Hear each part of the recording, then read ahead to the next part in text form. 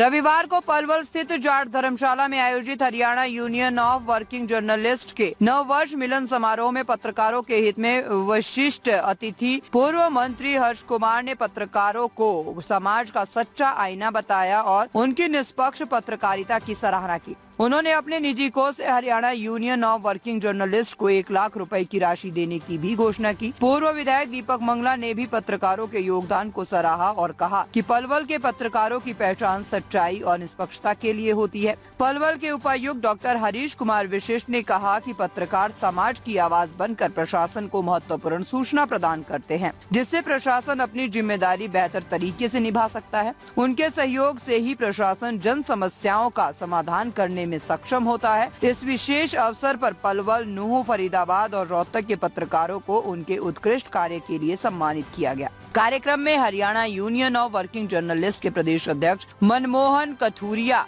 Palwal union के प्रधान भगत सिंह तेवतिया, वरिष्ठ उपाध्यक्ष शौकत अली खान और अन्य गणमान्य व्यक्ति भी उपस्थित थे। समारोह में दयाराम विशिष्ट, मोहन सिंह, नूह यूनियन के जिला अध्यक्ष आस मोहम्मद, ताहिर हुसैन, दिनेश सहरावत, सुंदर कुंडू, ज्योति खंडेलवाल, राकेश देव, राजेंद्र किशोर शर्मा, हरिओम भारद्वाज, डोरीलाल, रतन सिंह, महावीर, प्रवीण सैनी सहित कई प्रमुख पत्रकारिता से जुड़ी हस्तियां मौजूद थी।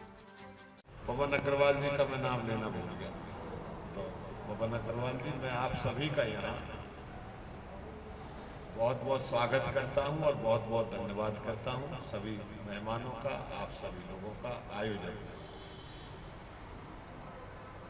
अभी हमारे डीसी साहब बता रहे थे पलवल की पत्रकारिता के बारे में। मैं कथुरिया जी से निवेदन करूंगा कि इसमें कोई दो राय नहीं। हमारे यहाँ के जो पत्रकार साथी हैं, सामाजिक मामलों में, समाज की परेशानियों में, सामूहिक परेशानियों में, गरीब आदमी की मदद के लिए हमारे पत्रकारिता की, हमारे पत्रकारों की मिसाल आपको कहीं नहीं मिलेगी। मैं आपसे जानकारी में एक चीज लाना चाहूँगा। देखो, दो चीजें हैं साथियों। जिस काम से, जिस कार्य से, जिस कदम से हम अपना नाम रोशन करें, अपने परिवार का नाम रोशन करें, अपने जाति धर्म का नाम रोशन करें, अपने इलाके का करें, अपने देश का करें, वो व्यक्ति सपूत कहलाता है। और जिसके कुकर्म से उसका परिवार, उसका समाज, उसका जाति धर्म, देश, इलाका कलंकित हो, वो कपूत कहलाता है। हमारा समाज कई तरह से अलग अलग वर्गों में भी बटा हुआ है। इसमें भी कोई दो राय नहीं कि इस प्रजातंत्र में पत्रकारिता एक अपना अलग महत्व रखती है। जैसे घोड़ा लगाम से दबता है, बैल नाद से दबता है, ऊंट नकेल से दबता है, इसी तरह से हमारी तरह के जो लोग हैं, राजनीतिक लोग कह लीजिए या अधिकारी कह लीजिए, इनकी लगाम, नकेल और नाद पर पत्रकारिता का हाथ रहता है।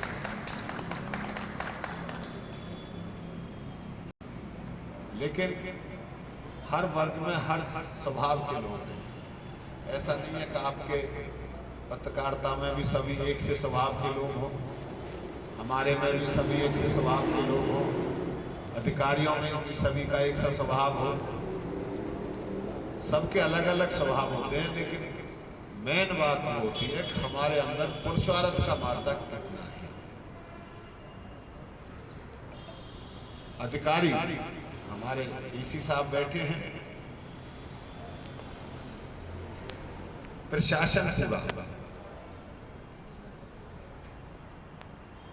प्रशासन नाम पुरुषार्थ से आया। जिसने भी कभी प्रशासन नाम दिया होगा प्रशासन के अंदर अगर पुरुषार्थ नहीं है, पुरुषार्थ अपना स्वार्थी प्रशासन हो जाता है तो देश उसका खामियाजा भुगतता है। इसलिए प्रशासन का दायित्व सबसे बड़ा है, उसके अंदर पुरुषार्थ।